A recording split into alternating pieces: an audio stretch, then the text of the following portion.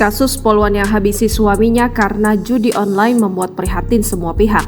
Maka itu, guna mencegah dampak negatif dari pengaruh judi online, Propam Polres Musi Banyu Asin melakukan pemeriksaan terhadap ponsel seluruh anggota pada Kamis 13 Juni 2024. Pemeriksaan ponsel ini dipimpin langsung Kasih Propam AKP Andi Firdaus beserta anggotanya. Dalam kesempatan tersebut, AKP Andi Firdaus menjelaskan pengecekan ponsel anggota dilakukan mulai dari anggota staf Polres Musi Banyu Asin, anggota Satsamapta yang melakukan tugas jaga tahanan. Selain itu, pengecekan ponsel juga dilakukan milik anggota Lantas serta pengecekan ponsel milik anggota Reskrim. Jika ketahuan atau dengan sengaja bermain judi online, maka pihaknya tidak akan tinggal diam.